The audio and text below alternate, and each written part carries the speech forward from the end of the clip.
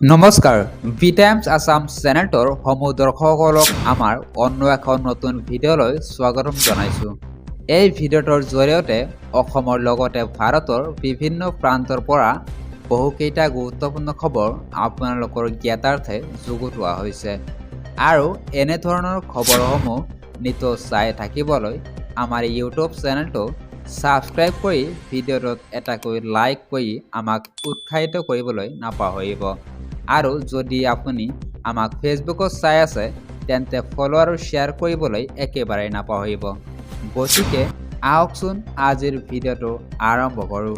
আজিৰ প্ৰথমটো খবৰটো হৈছে অত্যন্ত গুৰুত্বপূৰ্ণ খবৰ। প্ৰয়োজনত বিধায়ক পদ ত্যাগ কৰিম, কিন্তু কা আন্দোলন অব্যাহত থাকিব।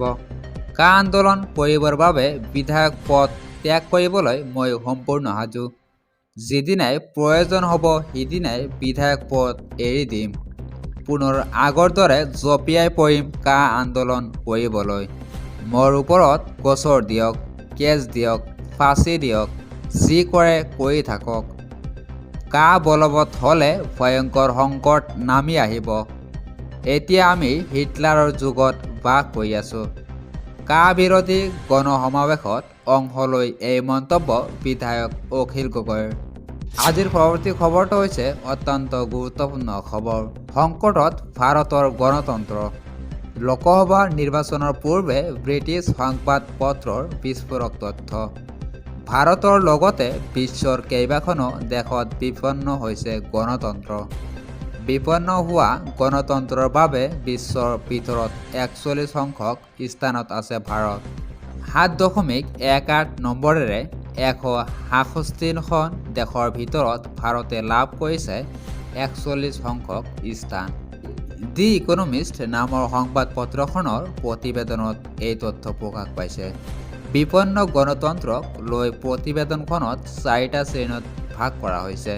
কিছু ত্ৰুটিৰ মাজতো ভাৰতৰ গণতন্ত্ৰ মজুত আছে বুলি প্ৰকাশ প্ৰতিবেদনখনত। প্ৰতিবেদনখনৰ মতে ২০১৯ চনৰ পৰা অৱনমিত হৈছে ভাৰতত গণতন্ত্ৰ। আজিৰ পৰৱৰ্তী খবৰটো অত্যন্ত গুৰুত্বপূৰ্ণ খবৰ। যান বাহনৰ লাখ লাখ গৰাকী চালক লৈ আহিছে ডাঙৰ খবৰ। ২৯ ফেব্ৰুৱাৰী শেষ সীমা। ৰাজপথত দেখা মাত্ৰকে জব্দ হ'ব পাৰে আপোনাৰ বাহনখন। জব্দ কৰা বাহনখন পোনে পোনে স্ক্ৰেপ কৰা হ'ব। শীঘ্ৰেই কৰক আপোনাৰ বাহনৰ যাৱতীয় কাম কাজ। আপোনাৰ বাহনৰ যদি ইঞ্চুৰেঞ্চ নাই আজিয়ে কৰি লওক। প্ৰদূষণৰ প্ৰমাণপত্ৰও আজিয়েই উলিয়াই লওক। ব্যক্তিগত তথা ব্যৱসায়ীসকলৰ বাহনৰ গৰাকীয়ে মানিব লাগিব এইকেইটা নিয়ম। নিয়ম উলংঘা কৰা গৰাকীৰ বিৰুদ্ধে লোৱা হ'ব কঠোৰ ব্যৱস্থা। ১ মাৰ্চৰ পৰা চলিব অভিযান চাৰখাৰ ৩। বাহনৰ ফিটনেছ, ইঞ্চুৰেঞ্চ, প্ৰদূষণ পাৰ্মিট সকলো আপডেট কৰিব লাগিব। ১ মাৰ্চৰ পৰাই ৰাজপথত চলিব বৃহৎ অভিযান। জব্দ কৰা বাহনখন কৰা হ'ব স্ক্ৰেপ। উদ্যোগ প্ৰতিষ্ঠানতো অতৰ্কিত অভিযান চলাই আদায় কৰা হৈছে কৰ। যদিহে আপুনি কৰ দিয়া নাই তেন্তে ২৯ ফেব্ৰুৱাৰীত আদায় দিয়ক। অন্যথা ১ মাৰ্চত পুৱাতেই স্ক্ৰেপ হ'ব জব্দ কৰা বাহন।